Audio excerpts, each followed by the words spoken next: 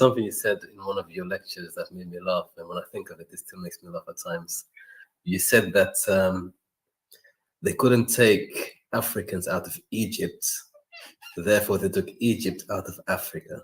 Yeah. Which is actually, it's a very profound statement, because as you just said now, it's basic geography. Yeah. It's very basic geography. Yeah. How did we manage as a society, as a civilization, to come to the point where we've been conditioned to believe that that part of Africa is actually part of the Middle East, right? Yeah. Simply because on the premise that nothing great ever came out of Africa.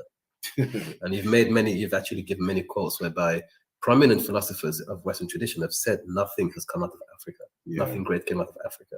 Yeah. And so for me, that's actually almost it's a marker of how bad the condition is that we've come as a civilization to accepting collectively, despite the objective facts, that this part of Africa is actually part of another continent. Right?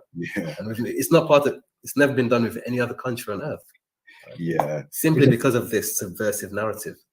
Yeah. Sorry. Yeah, that's so true. I think what happened was, when we look at the end of the Moors, the destruction of the Moors in 1492, and we started to see the emergence of European nation states such as Portugal and as well as Spain. And then 2 years after that, we see the Treaty of Tordesillas. And this is where the Pope divided the world into two. He gave half of the world to Portugal and half of the world to Spain. So Spain was given basically all the Americas except for Brazil. This is why Brazil is Portuguese speaking today. And Portugal was given Africa and Asia. So what started happening then was that Spain, because it had a lot of land to cultivate, it needed a cheap slave labor. So it commissioned, between 7,000 to 15,000 contractors. This is what they were called in the early stages, contractors, to come in and try to help to build the Spanish Empire, because the Spanish were not allowed in Africa. This was Portuguese territory. So they passed what was known as the Asiento, known as the Asiento de Negros, which is basically translated as permission or contracts to sell slaves. So the Pope and the monarchy of Spain decided to offer these contracts, and these contracts would go into places like to the Portuguese, obviously, because they had Africa.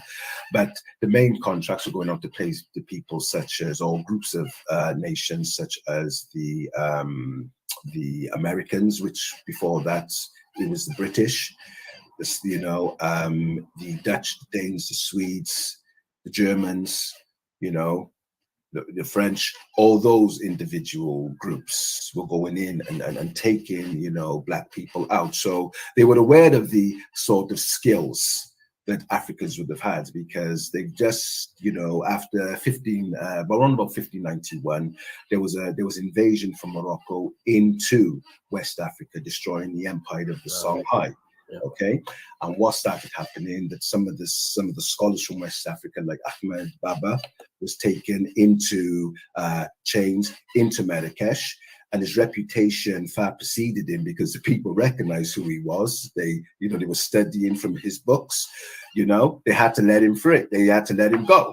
With the respect that many people from the Maghreb had for many of the scholars, especially Ahmed Baba. So this is how this really comes together. So how the narratives change now is from that particular time, they really start to change the narrative of Black and African people. So they start to stigmatize those Africans living in the diaspora, such as the Americas. Okay, so they were conditioned to be slaves. Okay, and that was one of the main narratives. And they wanted to go into Africa to try to destroy things in some way, of trying to take control of the resources, minerals, commodities, as well as the raw materials, as opposed to what many of the abolitionists were saying at that time. Rather than go in and steal the commodities and kill a lot of British soldiers, why not just trade directly with them? This is what the abolition movement was saying. And the British, as well as other nations, were saying, well, no, it is better that we take control. If we take control, we can trade those commodities between ourselves. Yeah, there's no middleman at all. So this is how this really comes about. So when we're looking at the narrative of Africa, this is when it slowly starts to change. Obviously the expeditions goes in on about during the Napoleonic era. And this is where the falsification really, really starts. Because if you look at the early literature, they acknowledge, if you look at the Sphinx or the Haramaket, which is the proper name for the Sphinx, you find that the description was definitely a Negro. And there was this element whereby they were saying, well, how could we as a group of people have contempt towards a group of people who built this civilization known as Kemet, when we're at the same time we're enslaving them? So a narrative had to come in to try to distance Africans' past contributions, achievements, accomplishments to other groups of people. And then what they started doing in Egyptology as it grew from the latter part of the 1700s into the 1800s, they started to do, a lot of research. They looked at a lot of oral traditions as well as those of literature, and then they started to look at the different invasions that came into Africa. So the first invasion with the Hyksos around about 1650, they only lasted a couple centuries, they ended up leaving.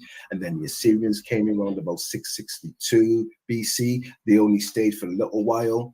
And then the Persians came in 525. And then the Greeks under Alexander around about 332. Okay, and then the Romans around about 30 BC, just around about the time of Cleopatra. Okay, and then when the Arabs comes in around about 638 to 640, when they establish in Africa, which is Egypt at this time, they had no problems for centuries that the ancient Kemetic people were Daskin or black people. They knew this, okay? And it was only the narrative only started to change when the French colonial officers who were part of the Egyptology team started to slightly change the narrative. And then all of a sudden, we started to hear about this concept of the Middle East, which was really targeted towards what was known as Iraq. And then all of a sudden, during the fall of the Ottoman Empire after 1924, and the empire was split into protectorates and mandates, then we started to see that was the emergence of what we now call the modern Middle East. But the Middle East don't exist. It's a concept, it's a global concept in which it's been socially constructed by Europeans, placing their global understanding of things, because they think in a global manner. We really think local, maybe national. But Europeans, they think on a global scale. And that is how that really came about. And what happened was when they couldn't take Africans out of Egypt, they decided to take Egypt out of Africa and put in the Middle East and try to attribute that all the contributions, the achievements and accomplishments were made by people who weren't even there. So they rather attribute it to the Greeks, the Romans, the Assyrians, the Hyksos, even when things were built before they even came in, or many things were established, long after they left, they still want to attribute it to other groups of people. And that's what's happened. And that is what has created the Eurocentric movement through the lens and understanding of Egyptology. Fascinating.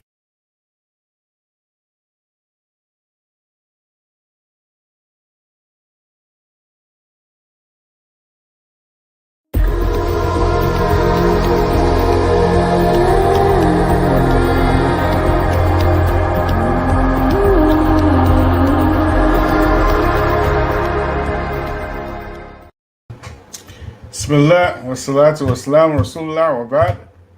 In the name of Allah, amid the peace and blessing of Allah be upon His last and final messenger. As to what follows, family, friends, foes, haters, and hatettes, welcome back to the Feachaz. I greet you all in peace and love and no hatred in my heart. Assalamu alaikum wa rahmatullahi wa barakatuh. May the peace and blessings of Allah be upon all of you. And before we begin, please like, please subscribe, and please share. As you know, we got a lot of haters up in here. And if you can hear me, I just want you to press number 1 in the chat, please, if the sound is good, because I was having a little bit of issues with the sound before. So press number 1 in the chat if you can hear this. And if you did hear the clip that we're playing in the beginning, that clip, right, is from a different YouTube channel, one of my favorite YouTube channels, actually. It's called Ilm Film, okay? Ilm Film. And the brother in that clip, he's interviewing a Dr. Abu Bakr Madden al-Shabazz, okay?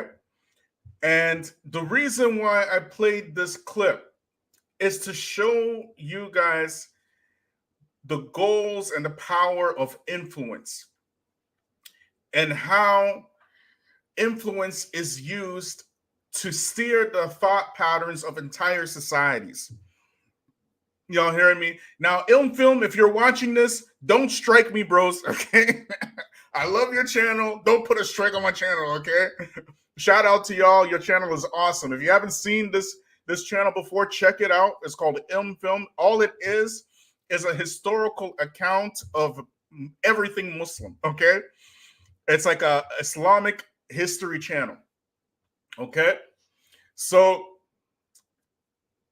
in that clip there, what you heard was the Sheikh mentioning how Europeans essentially tried to divorce Egypt from Africa, okay? And make Egypt a part of the Middle East and things of this nature. This is a purely European social construct. Why?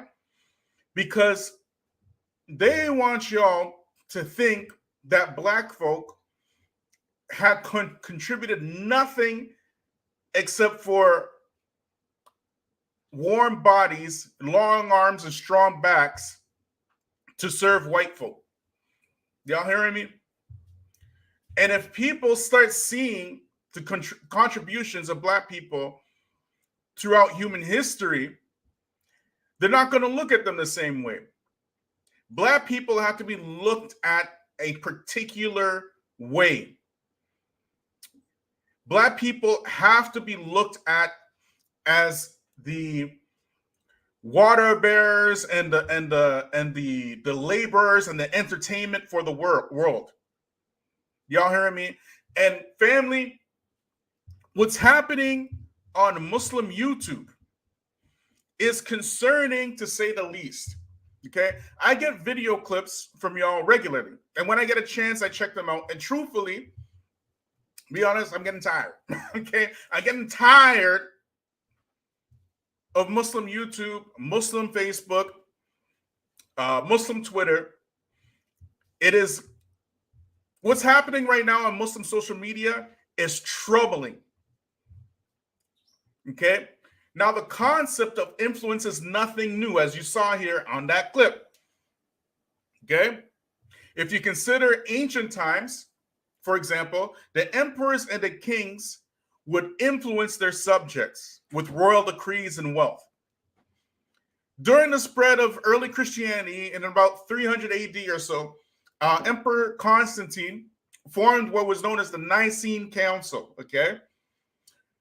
Which is essentially a council of all the top Christian scholars at that time to form what we now know as the Bible, because there was no such thing as the Bible before that. Okay? And this Bible now, the church used it and used this Bible to spread its influence throughout Europe. Okay? Spread through Christianity throughout Europe through this Bible. Okay? The Ottomans, actually, we'll get to the Ottomans later, okay? We'll talk about the Ottomans. And the Ottomans, they themselves, they criminalized the printing press, okay? The Ottomans, they criminalized the printing press. Anyone bringing one of these printing presses into the Ottoman Empire during this time was subject to capital punishment, okay? They were subject to the death penalty. Why? Because they wanted to preserve what they called, remember the Ottomans, they were Ash'ari, and they wanted to preserve what they called Islamic culture. And this blunder spearheaded what was known as the Renaissance period in Europe. Okay, and what happened is because the Europeans had the printing press, their ideas were quickly spread very quickly, very easily. And with the discovery of cheap paper, they were able to spread whatever, not propaganda, but their ideas, right, very quickly throughout the regular populations, okay? It was around this time that the printing press eventually gave birth to what is known as a newspaper, and this influenced entire societies, okay? Hitler was the first person to use television media as a propaganda tool to influence Europeans. Y'all hearing me? For the Muslims now, we have a well-established chain of influence in the Quran and the Sunnah. Correct? Correct? This is what we say. Okay? This is what we say. All right? So now, if you read the Quran, and you will see how Allah, He sent messengers and prophets, alayhim salam, and He sent these messengers and prophets to influence leaders, to influence populations, regular people, you know. And our main influencer as Muslims is supposed to be the Prophet ﷺ, and then his companions and all of those who follow them in righteousness, correct? But what has happened since the death of the Prophet ﷺ is that those people who claimed to follow the Prophet ﷺ started becoming more mainstream, even during the time of the Sahaba. Okay, these are the same people that killed Uthman ibn Affan, Ali ibn Talib, right? They're the same, pardon me, they're the same people who followed Hajjaj in killing Sahaba, and on and on and on. And all of them claim to love Allah and the Prophet ﷺ. But again, their influence was recognized by the people, including their opponents, including the Sahaba themselves. They recognized the influence of Hajjaj bin Yusuf. Okay, they recognize this. Okay, so when you think about our own upbringing, your first influencers are who? The very first people who influence you are who? They're your parents, then your teachers, okay, and then perhaps your friends at school. But the main point is, historically, whether you agree with them or you don't agree with them, influencers were generally people who were qualified or approved or recognized as an authority by the people to influence them. You get me?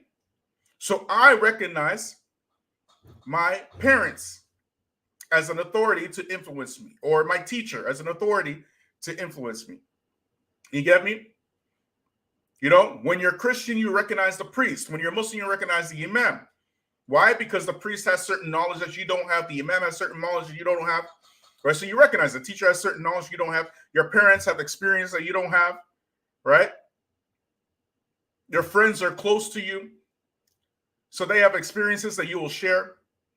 But today, ya salam, in 2022, there's a new type of influencer that even just 2 decades ago, you know, not very long ago, that these very same people who have all this influence would have been run into exile as charlatans. Y'all hearing me? But today they have massive platforms. You get it? These people are reckless. They're dangerous. They're irresponsible. They're opportunists. Pardon my... I know I'm looking dusty today. Please forgive me. I know I've been like hitting the books like crazy. I got tests coming up and studying, so you got to excuse the dustiness, right? But again, these people are charlatans. And in my opinion, many of them are very obviously controlled. Very obviously. It's like no-brainer. Okay? What we know is that the scholars, the ulama, are not YouTubers. Let's be very clear about that. Okay? Scholars are not YouTubers. I'm going to say it again. Scholars are not YouTubers. And because they aren't YouTubers, any ignoramus who can navigate on YouTube will have a very pronounced advantage against the most credentialed scholars. Why? Because of the rise of social media.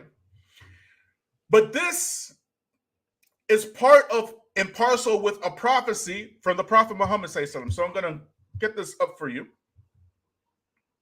Like, subscribe, share, hit me up on Patreon.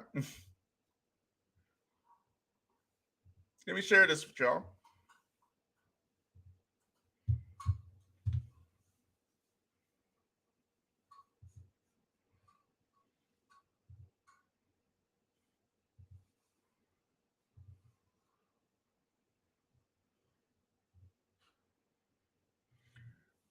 So this hadith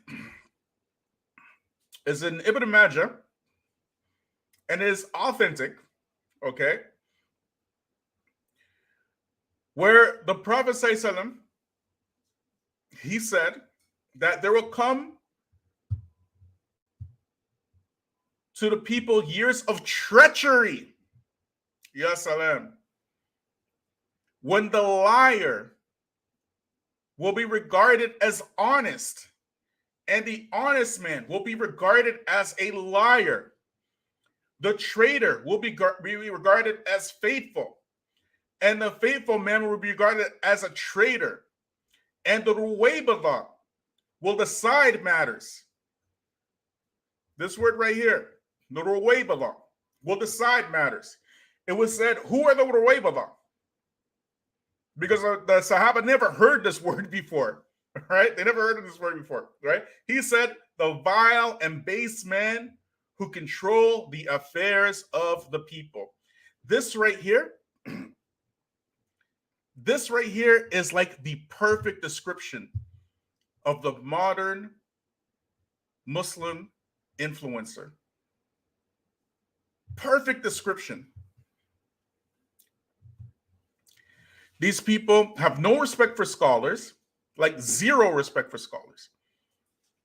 None, right?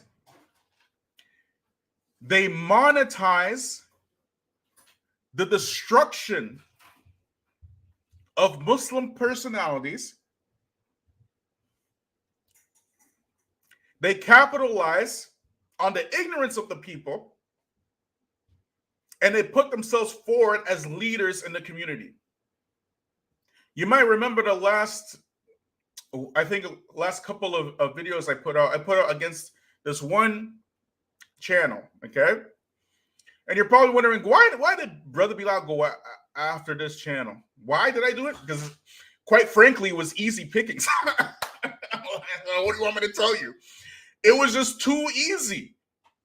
These guys are putting themselves forward as scholars. If you watch those two videos, I didn't bring up a single dogmatic point, not one. All I did was point out their contradictions because it was just too easy. And yet still, predictably, you found people, because I wasn't talking about the Madakhila, I wasn't talking about Spubs and Troy and them. What did they accuse me of?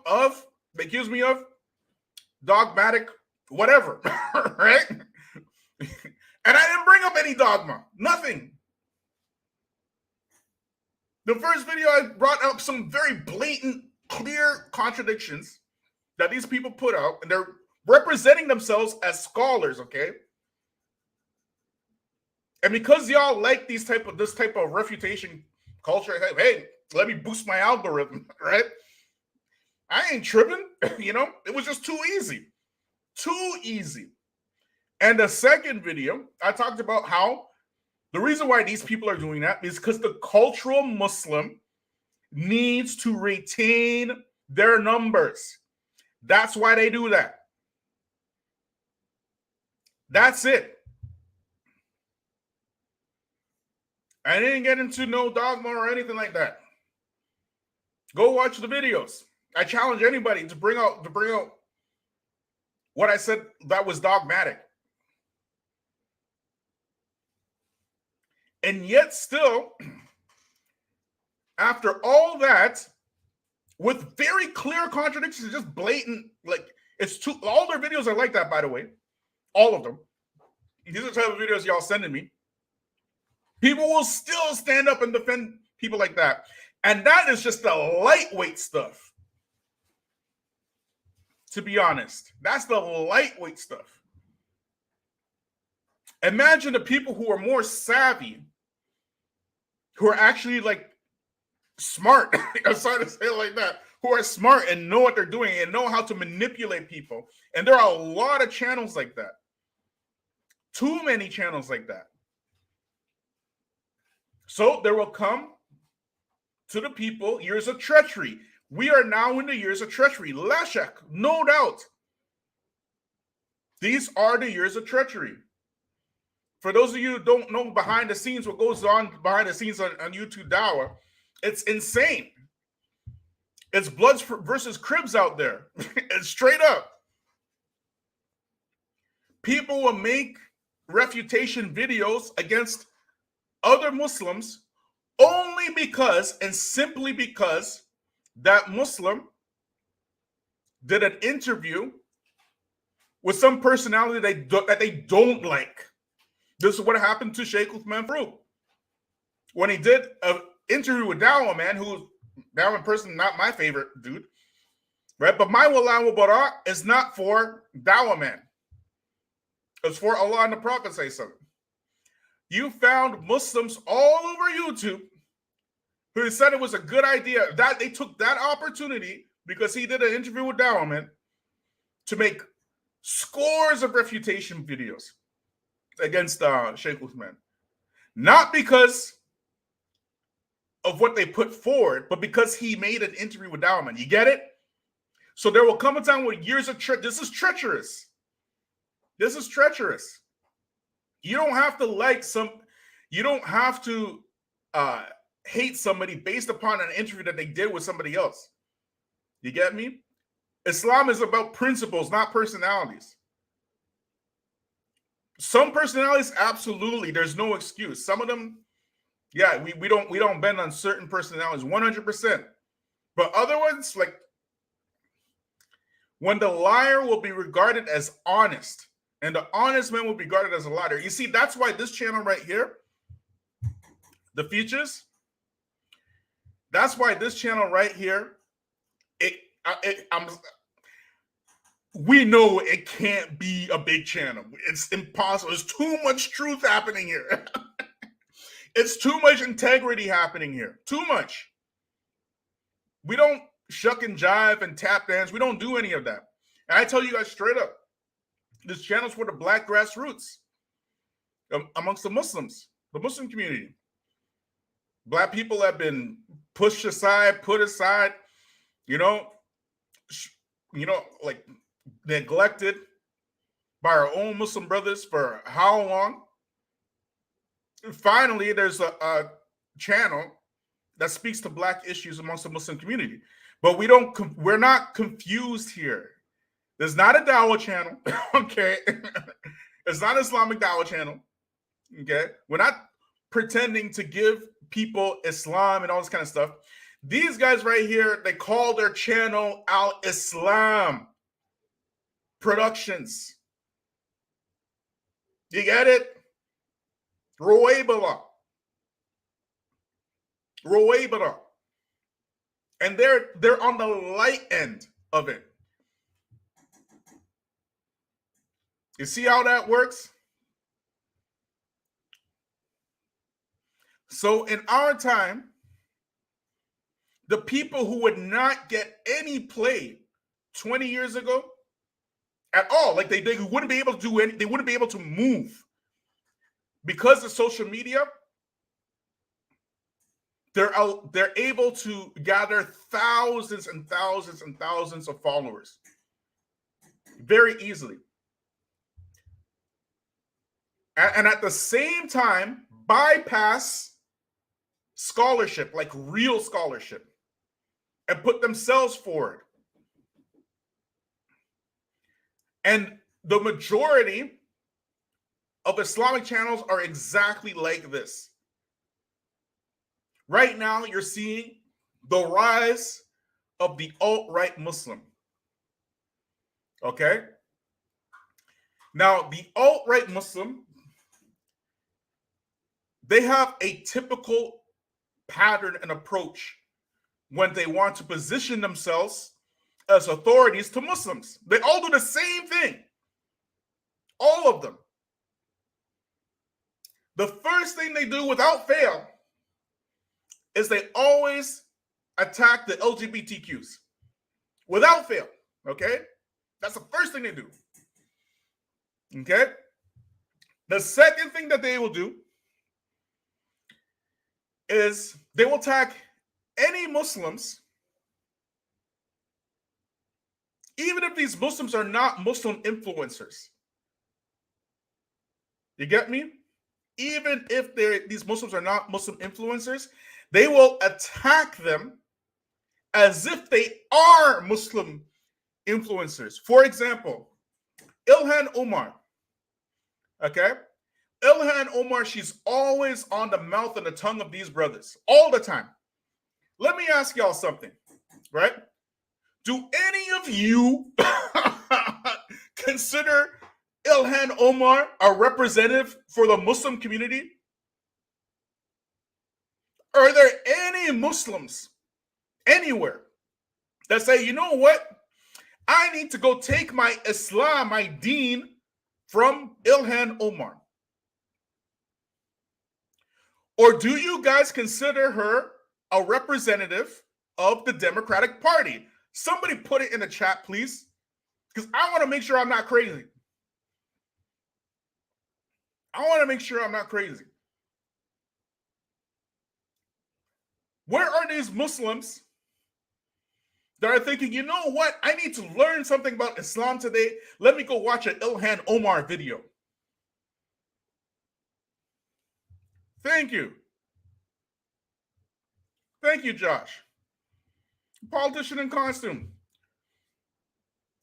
However, that's how it's done. The next thing that they will do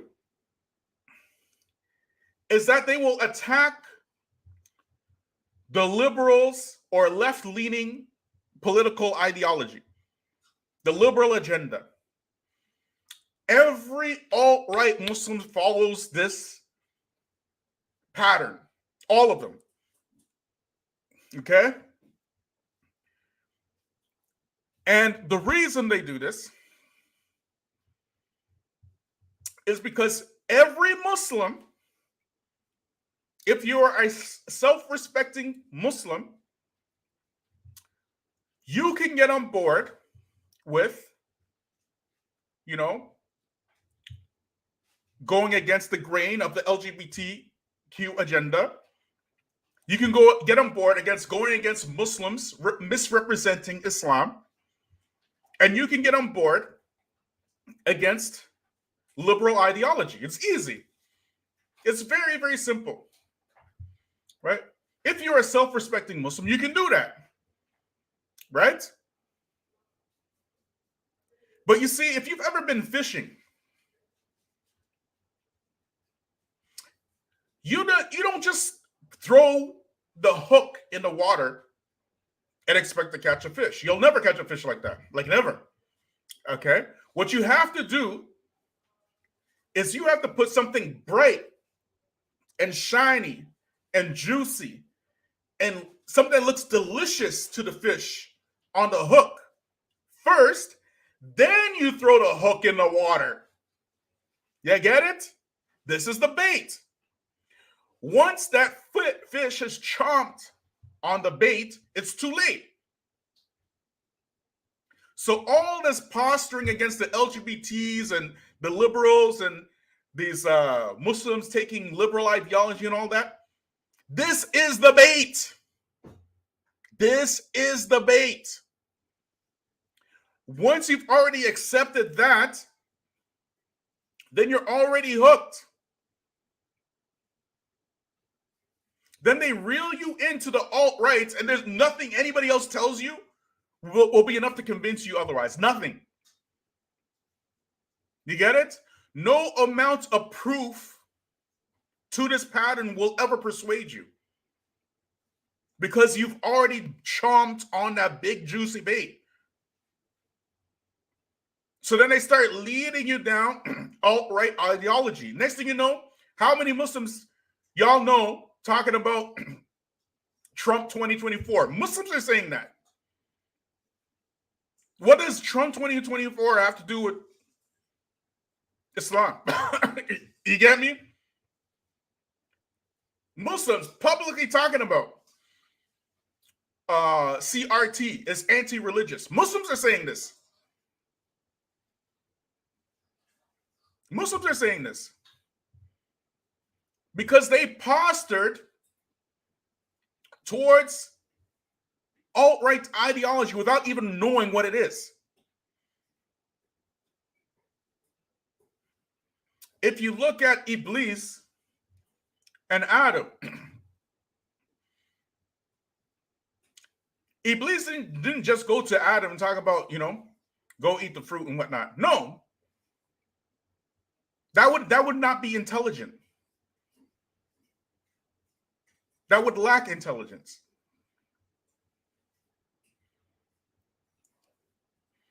Adam didn't know who Iblis was. What did Iblis do? He took his time. He studied Adam. You get me? He got to know the nature of Adam first.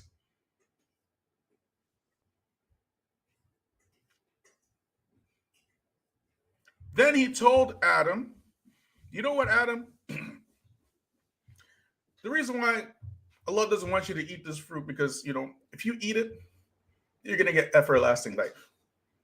And he swore by Allah to Adam, this was the truth. This is like these fork-tongued devils who are influencing the Muslims, and they're the majority. We're living in the time of the Ruwaibidah. This is the time of the Ruwaibidah. How many of these channels now, all they do is monetize debates, and then you consume it and then share it out? Like, what am I supposed to do with that? I was listening to Sheikh Albani and Sheikh bin Baz and Sheikh Uthaymeen back in the day. You spent to watch some dude, right? Don't know 10 surahs of the Quran. And you want me to watch him debate who? Christians, atheists? Dawahtainment. Dawahtainment. You want to go right to the sexy stuff. Y'all hearing me? You don't want to do the things that you need to do in order to protect your deen.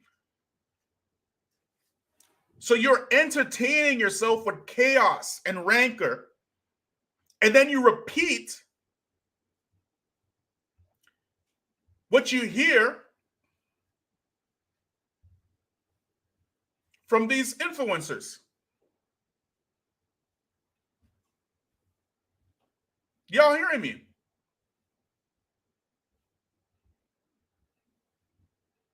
So now, if you were to ask anybody growing up in this age, what are your favorite Dawah channels or whatnot? They'll name off maybe 10 or 15 Dawah channels they like. But now,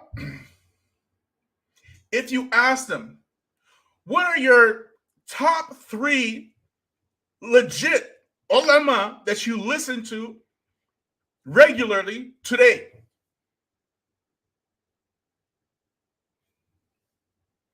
You can't find one. You can't find one. Thank you, Abu Khadija. Thank you, Abu Khadija. SP. I was laughing at that one, man. Sorry. But yeah, Abu Khadija, the original Salafi influencer. No training.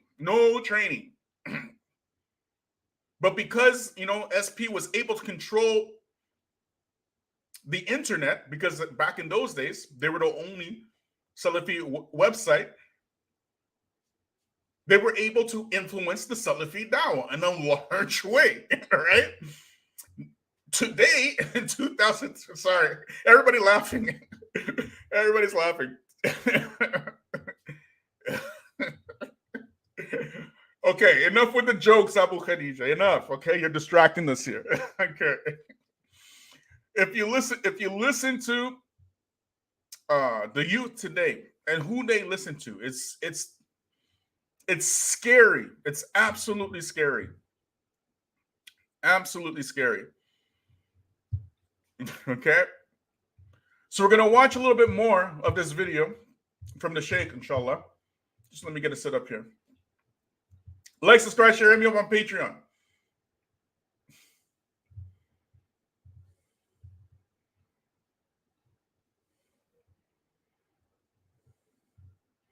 I want y'all to listen to this, inshallah.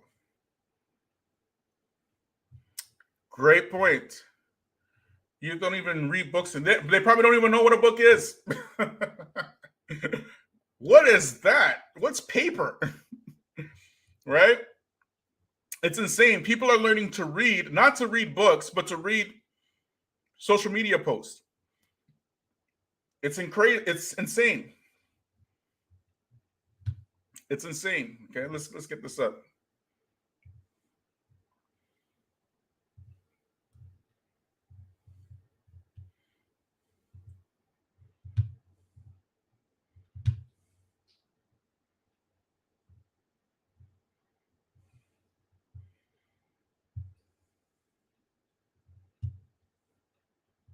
I'm just speechless.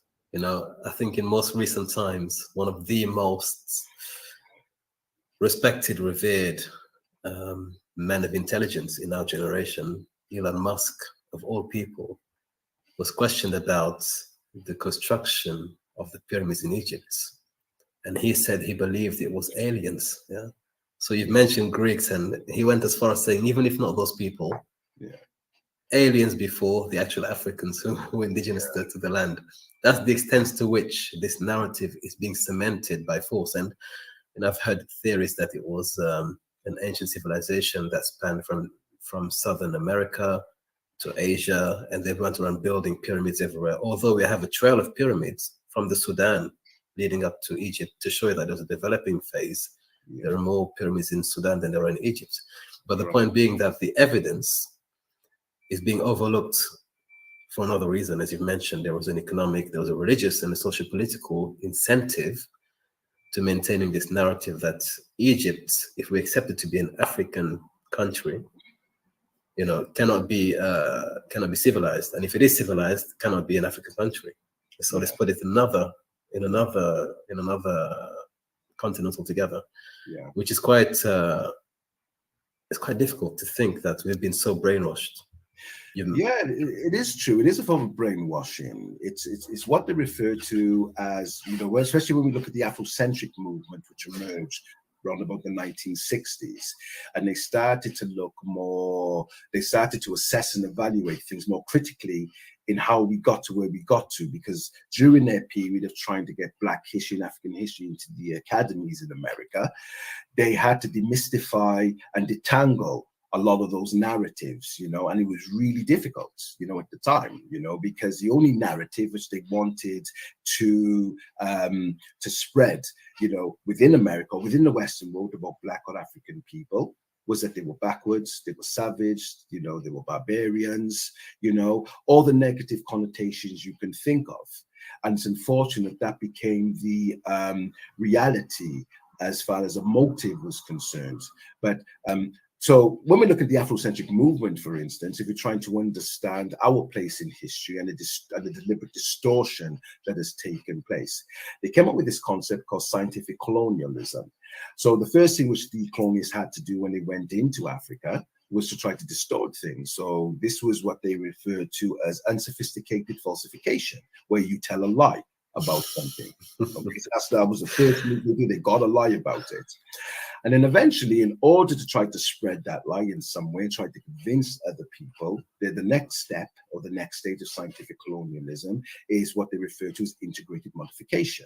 So you integrate the lie, the truth, the myth, the legend, so you put it all together and you put a particular spin on it, okay? So you integrate it and then you modify it upon the Eurocentric lines of distancing the contribution and the achievements and the accomplishments that Black and African peoples made, and then deliberately trying to attribute to other people. And that was the second step or stage in the scientific colonialistic project. And the last one is what they refer to as conceptual incarceration. And that's the main thing, whereby they want to gain control of the minds of the people. So they are convinced by the modification that the falsification is true. And that's what they've done, you know, over the years. There's been very little in the scientific way to prove their point of view, but that's what they've done. And this concept where they're saying that, well, aliens had created the pyramids. When they were attributing the building of the pyramids to white people, it was never the problem. Aliens never even came on the scene. But as soon as Sheikh Anta Diop and Theophilo Benga, even in 1973 or 1974, were invited to a symposium debate with the best Egyptologists at that particular time. And these two individuals, according to UNESCO, if you read the report by UNESCO, their papers were the most well-researched papers, and they came with a multidisciplinary approach where they used approximately 7 to 8 different disciplines or sciences to prove their points. And all of a sudden after that, it was clear from that symposium, from that debate, that the ancient Kemetic people, were Black. Whether it was through the eyewitness testimonies of the Greeks, whether it was some of the cultural practices which you can find, you know, either in Libya or in Sudan, you know. So it was definitely an African cultural practice. They looked at the linguistic elements as well. So they looked at some of the ancient Kemetic words which had close affinities with a lot of West African languages, which Sheikh Anta Diop was a linguist. And there was many more evidence. Even the melanin dosage test was a finalizer. So there was many different approaches which was used. And this is why when they, you know, so they wanted to do, so when they couldn't prove that it was white people that built the pyramids, then they went for the alien elements, or the not to attribute it to dark-skinned people. And that's what this is insane, you know. And we live in an age of. So here, the reason why I wanted to post this one right here, right, is so that we can unpack what's going on with Muslims and Black folk today with these influencers, particularly these alt-right influencers. This attack on Black people has been going on for literally hundreds of years. Okay? And Black people are being attacked by every angle, and we are not safe from the Muslims in doing it. Y'all hearing me? We're not safe from the Muslims from doing it. So the white supremacist, as you've seen in Europe, particularly France, they had no issue with the pyramids being built by human beings when they were white people. But the second it was proven by Sheikh Anta Diop that Black people built pyramids, all of a sudden, aliens, can you believe that? Aliens built the pyramids. Why is this important now?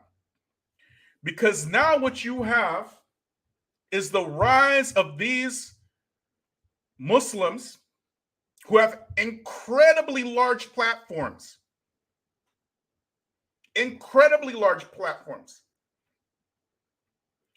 And they are using Salafi, du'at, and scholars who promote these alt-writers to convince y'all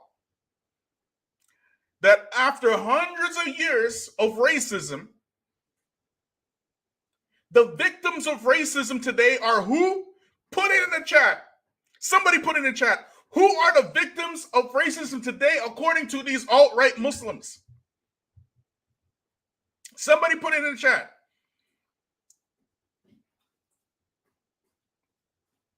According to these alt-right Muslims, Thank you. White people. And they're not shy in saying that. They're not shy in saying that. They want to tell you that the people who invented racism, there was no such thing as racism on earth until white people invented it. They are the ones who made up the term race in Spain. A raza, race. They are the ones who built and modified and perfected the system of racism over hundreds of years. These same white Muslims and brown Muslims, mind you, are telling you that you black folk are victimizing these poor white folk, and you're the ones who are being racist. And the most dangerous group, according to them, is not the KKK, is not the white supremacist, is not the alt-right or right-wing politics or even left-wing politics. The most dangerous group, according to these people, is who? The Nation of Islam. You think it's cap? Let me show y'all something. Y'all thinking of making this up. Let me just go find it first. Like, subscribe, share, hit me up on Patreon. Y'all think I'm joking. This is the rise of your social media scholar, where their talking points come from Zaddy, come from their paymasters, and they feed it to you, and any old dude who can build a big enough platform is able to influence thousands of Muslims on these ideas.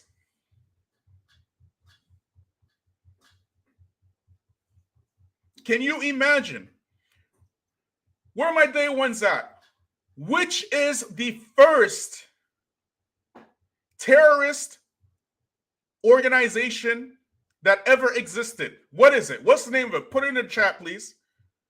The very first terrorist organization is called what? Put it in the chat, please.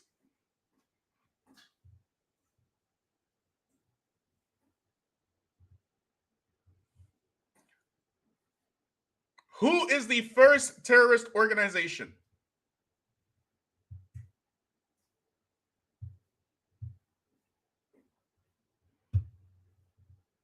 This guy running jokes. I will continue to chill, man. Chill, okay? Where are my day ones at? The first and longest running terrorist organization in existence is who?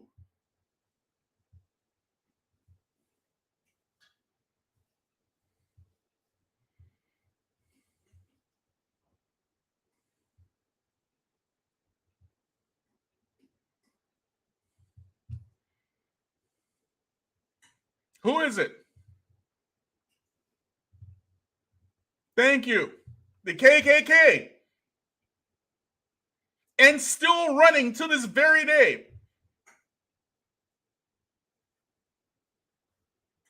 And still running to this very day, legally.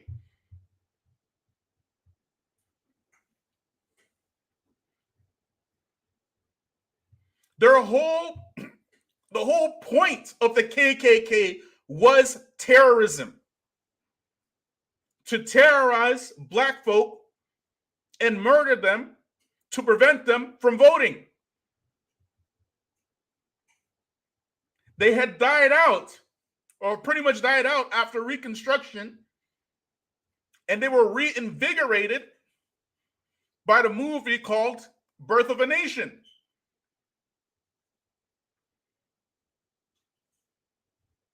Which was shown in the White House.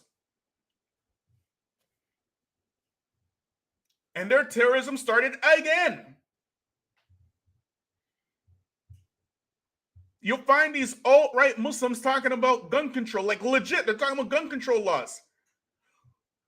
Where are my intelligent black folk? What were gun control laws initially start? And let me just tell y'all, okay? Because y'all aren't going to believe me if I say it, right? The whole point of gun control laws, the Second Amendment in the States, was not because, we have to protect ourselves. No. Those people had just united what we now know is the United States. Okay, you had the Confederate colonies, and then you had the Confederates, and you had the Union. They had the Civil War. Who do you think these white people were most afraid of? Y'all are tripping. Y'all are tripping. The Union could not have won that war without the hundreds and thousands of black men whom they armed to fight the Confederates. Now you have hundreds of thousands of these black people with guns. So they legalized the arming of white folk and organizes in militias specifically to disarm black people, and they criminalized black people owning weapons. Talk about influence. These people want you to think that the Nation of Islam is the biggest threat in racism. These people. Y'all don't believe me. You think I'm tripping? Who thinks I'm tripping? Let's watch this, y'all.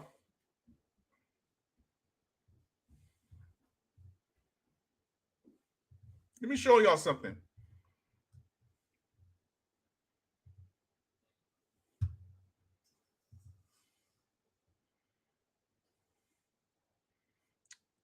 We gotta make a series about this. This is crazy, man. This is absolutely crazy.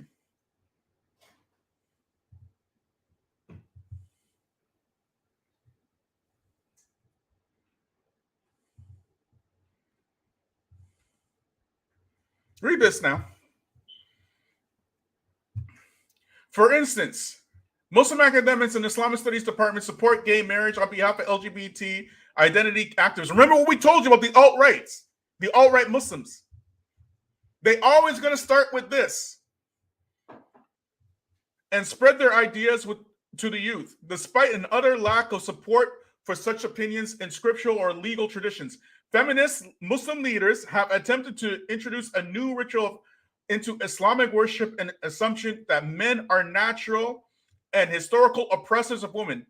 Even the heretical, get this, Nation of Islam's theology of innate black superiority over whites is making a comeback due to the influence of what?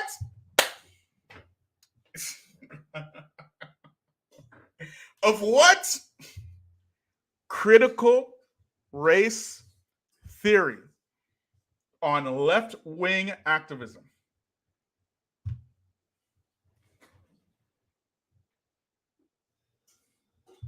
Y'all want to know who wrote this? No, it's not your boy Daniel. Justin Parrott. Your brother, Justin Parrott.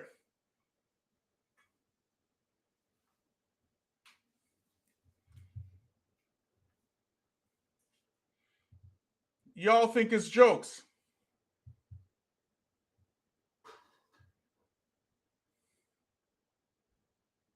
You think it's jokes. So black people, you hear you is, but you ain't. You is, but you ain't. Now we have Daniel Kikachu, Justin Parrott, what's that? Muhammad, what's his name? I can't remember. One Path Network, Abdullah Andalusi, Sajid is closet. He's closeted alt-right. What you call it? Eddie from the Dean Show is closeted alt-right. He's closeted alt-right. So many of them with big, massive platforms. What you gonna do? Complain? You gonna cry? You can complain? This is happening right now. These are the people you're trying to integrate with. These are the people you're calling your brother and stuff. Yeah, Eddie had Jesse Lee Peterson on his show. Eddie had Jesse Lee Peterson on his show.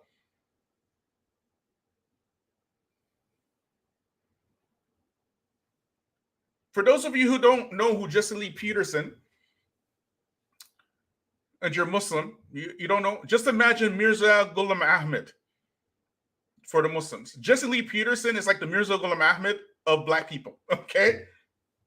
An incredible coon.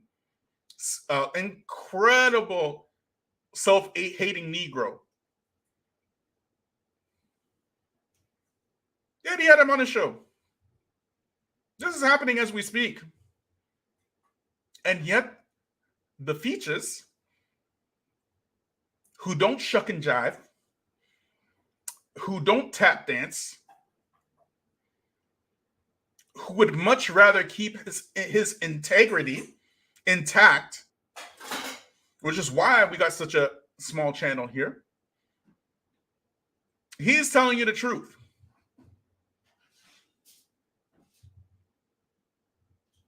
We put out the receipts over and over and over and over again.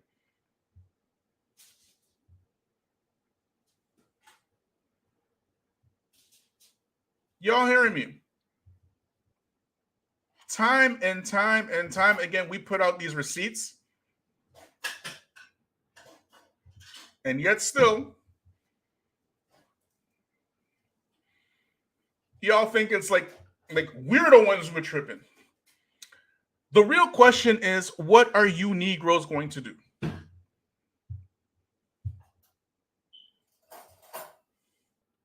That's the real question.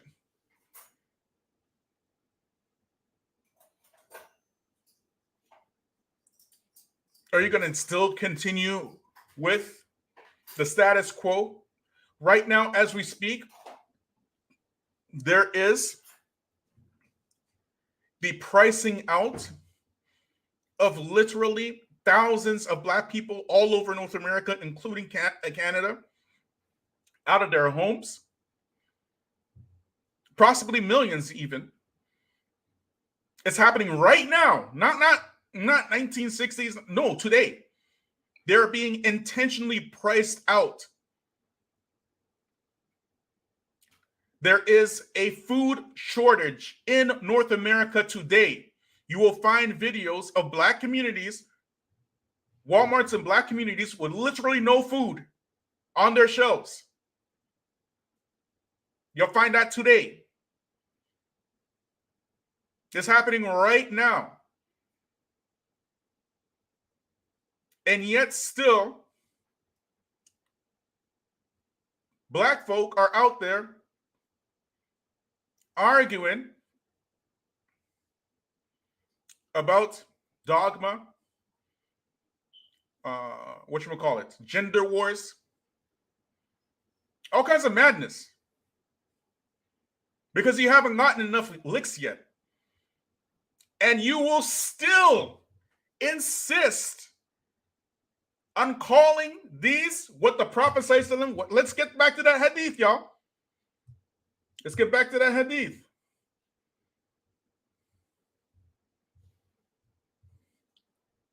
What did the Prophet say something he called them? Let me share this with y'all again.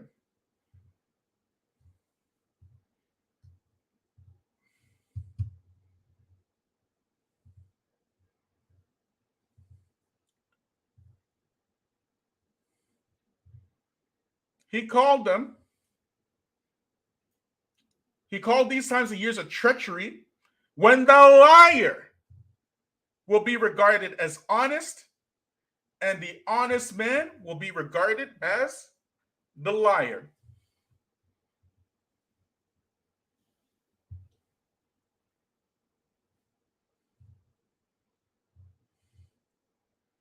Justin Parrott, where is your work against the KKK? Where is it? Where is your work against Donald Trump? Where is your work against the alt-right? When you find people talking like this, these are the treacherous liars. Because in Islam, our position is the Quran and the Sunnah. These people have taken a very clear side with right-leaning politics. You get it? They haven't taken the side of the Quran and the Sunnah. And they pitch it as if they are being neutral or some way. Even the heretical nation of Islam's theology of innate black superiority over whites is making a comeback. Black superiority over whites? Is that what the Nation of Islam teaches? Is that what they say? What we have are mountains of books and even entire sciences that were started because of the belief of the superiority of whites over blacks. We have tons of evidence over that. Too much evidence. Too much.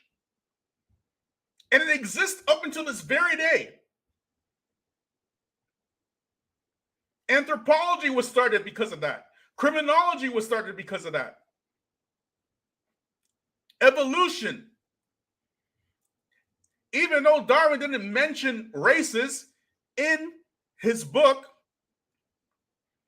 like the black race and the white race, it was implied that evolution was started because of that. And you study it in schools. Because these people were trying to prove the superiority of the white race over the black race. And what's this man talking about? The innate black superiority over whites.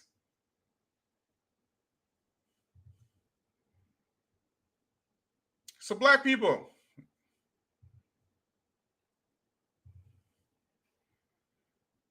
are these the people you're going to shuck and jive with? Barakallah feek, hayakumullah, brother Kev D, hayakumullah, may Allah reward you and bless you and multiply it for you 1,000-fold, and may Allah reward you for your generosity. Ameen. Ameen, ameen. These are the people that you're going to call your brothers? These people? You have no friends anywhere. Make no mistakes. You don't have any friends anywhere. And the quicker you start depending on Allah alone, the quicker we're going to get out of this mess. But keep fighting each other. Keep at each other's necks. And see how far you get. Keep replacing the scholar with the influencer. And see how far you get.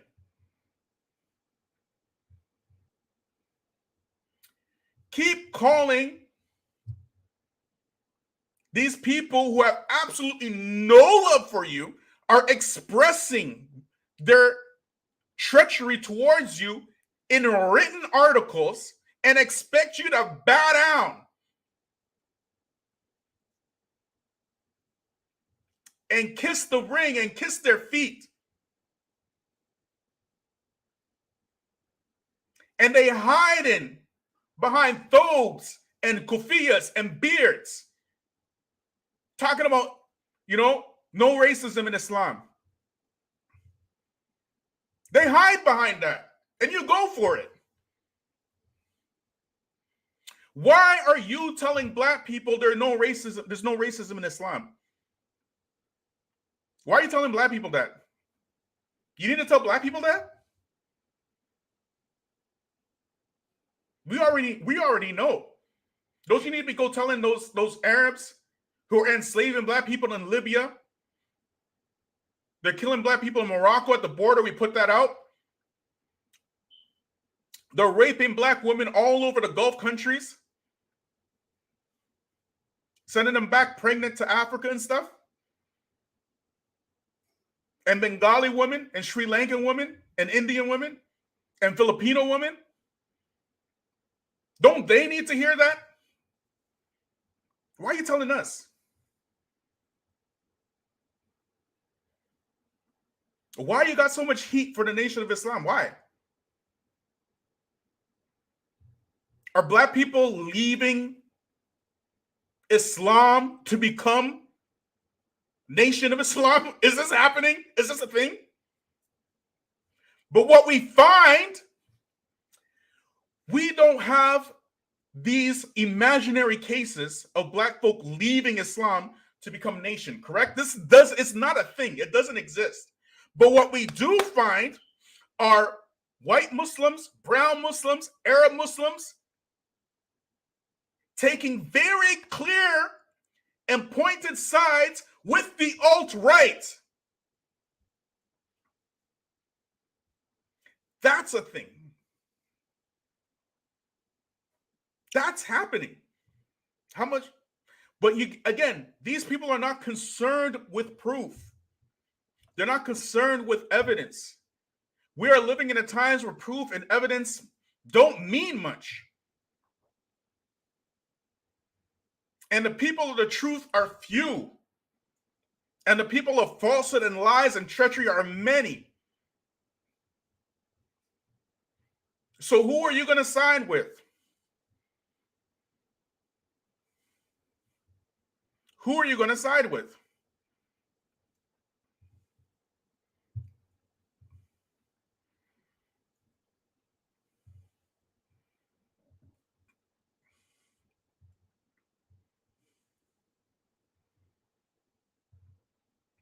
I'm asking.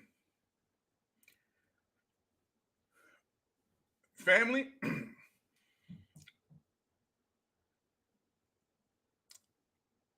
last year sometime I started a nonprofit, okay? The goal of this nonprofit was to establish food security, particularly for Black people, okay? And when I mean food security, I don't mean a food bank. That's not what I'm talking about.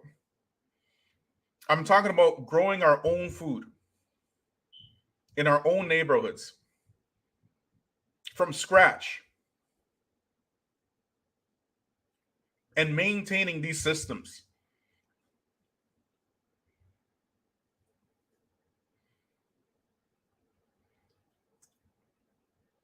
And the reason why I haven't really gone like too hard with it was, number one, it was COVID.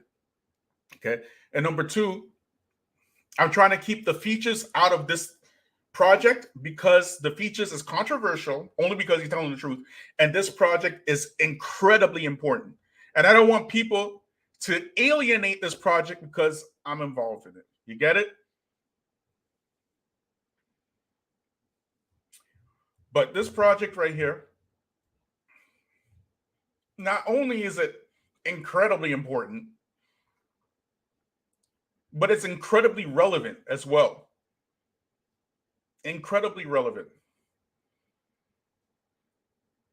And anybody who wants to support this project, I want y'all to reach out to me on Instagram or reach out to me on Facebook, and I'll let you know the details in a private video, inshallah. Okay? Because it's very, very, very important.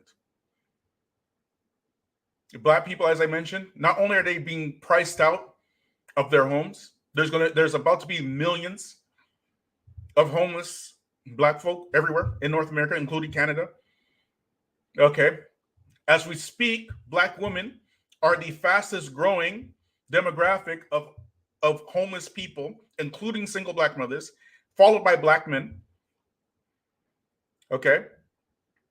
As we speak, as I mentioned before, there are food deserts because we are depending, not just here on the West, but all throughout the world. You got to understand that it is foreign policy to make sure that every darker skinned country on the planet does not control their own food security.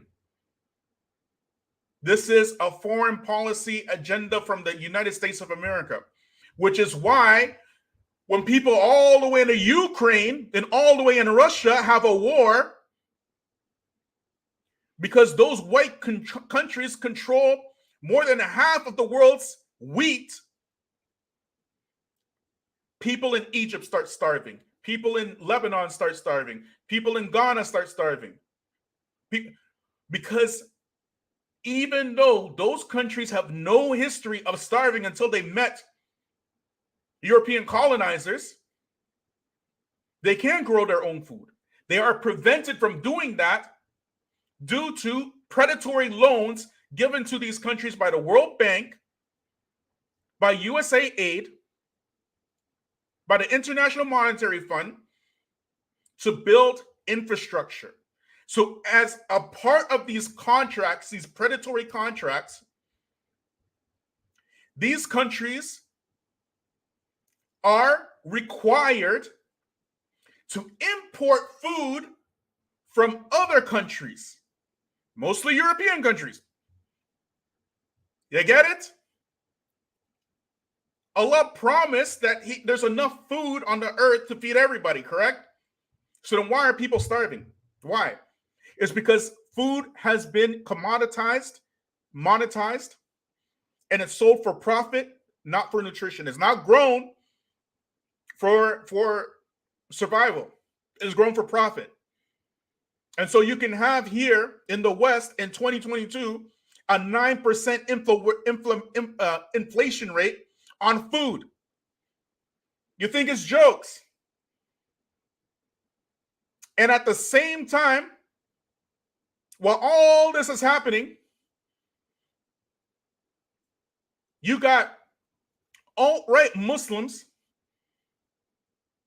wagging their finger in your face, calling you the racist. Did we make the policies in these African countries that starves them? When you look at Somalia, for example, I want y'all to think about this, okay? Somalia, little Somalia. They had a massive civil war. Why? Europeans. They were involved in the affairs of Somalia. They started exporting socialism and whatnot to Somalia. This caused a massive civil war. Why Somalia, though? Y'all think about this for a second. Why Somalia, of all places in the world? See, they don't think like we think. Somalia is one of the most strategically important locations on Earth where it's located. Thank you. That's why. Location. They didn't do nothing to nobody.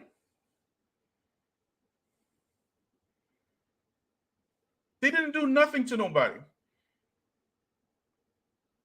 A religious uprising started in Somalia.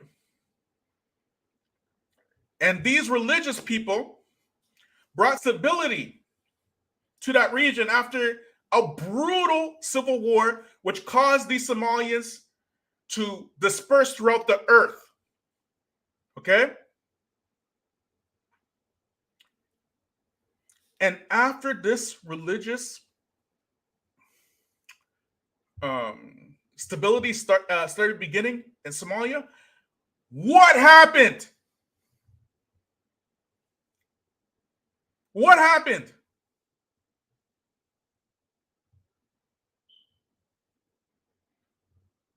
That's when you started hearing about terrorism in Somalia, Al-Shabaab, after the stability. You get it?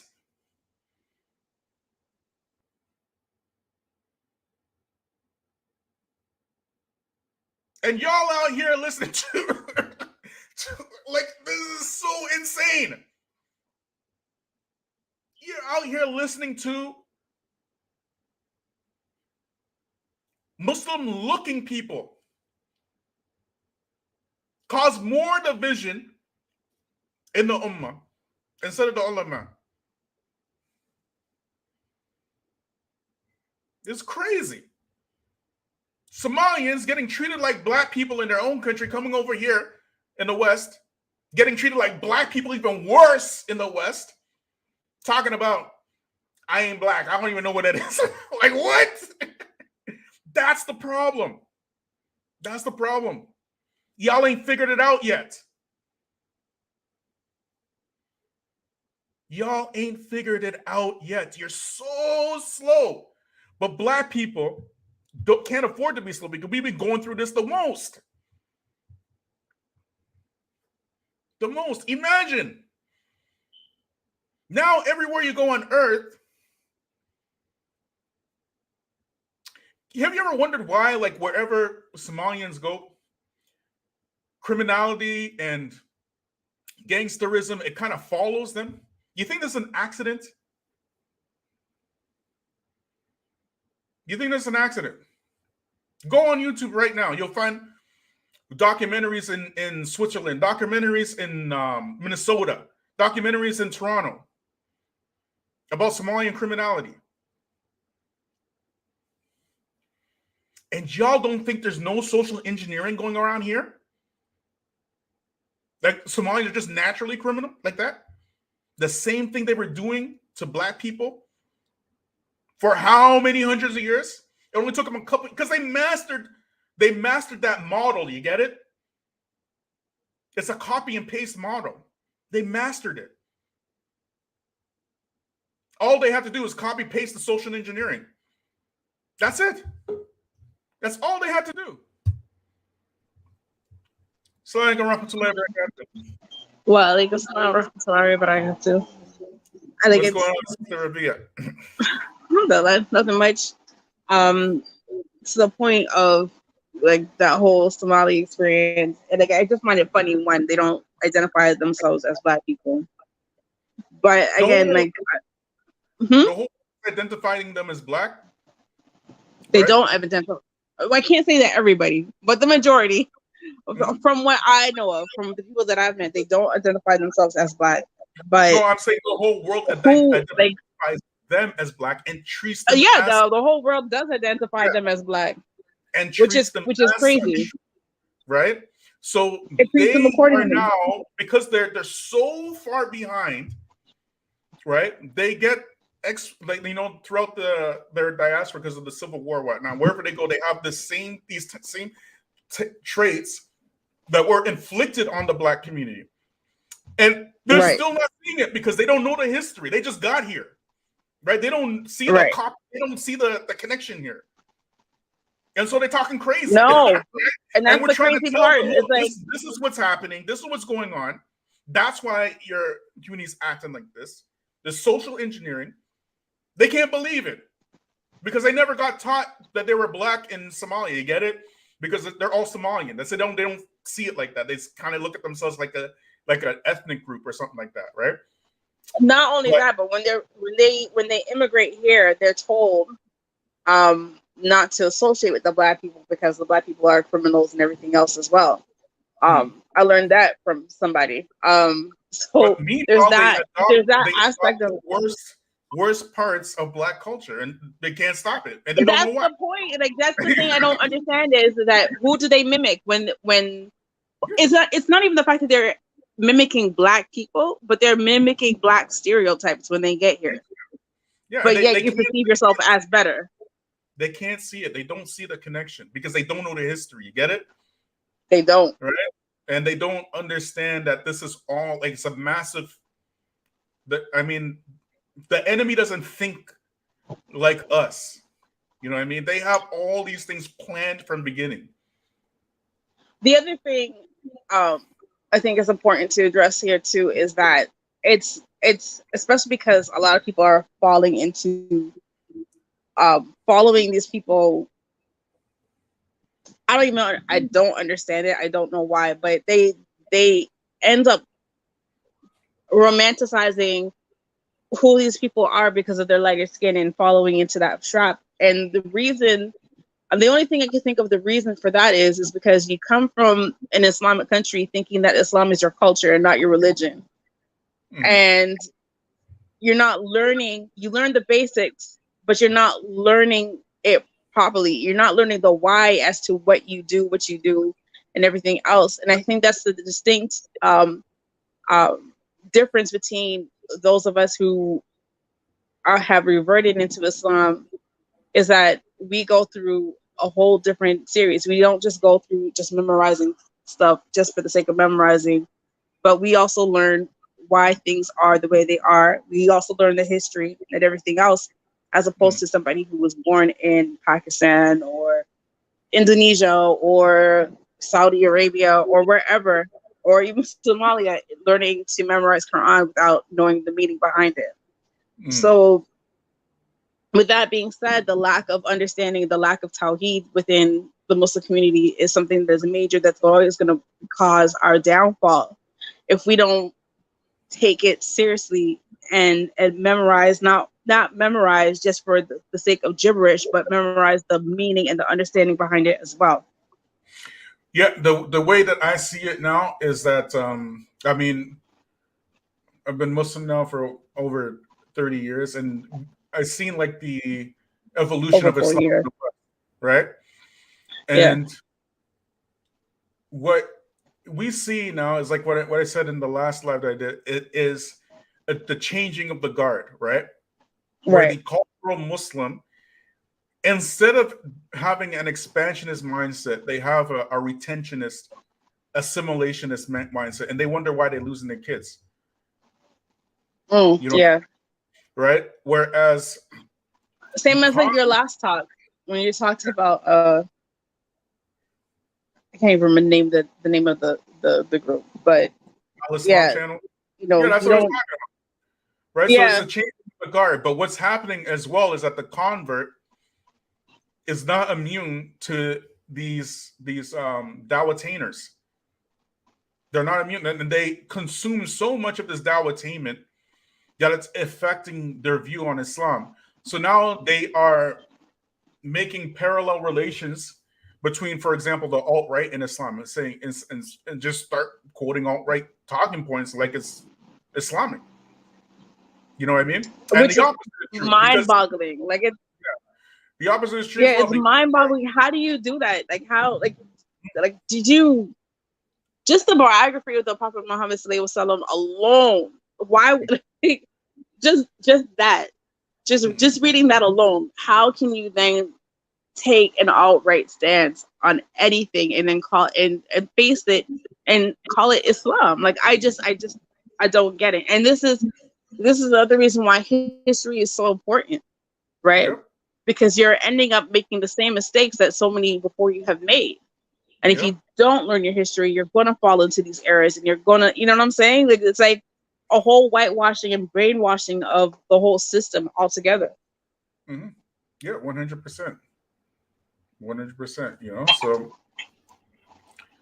so but that's all I had to say about that. So all right, brothers and sisters, we've been going on for almost an hour and a half. I'd like to thank everybody who joined me. I'd like to thank the brother Kev D for his generosity. Hayakumullah. May Allah reward you all. Subhanaka li hamdik wa shadal la ant wa astaghfiruka wa tubu ilayk.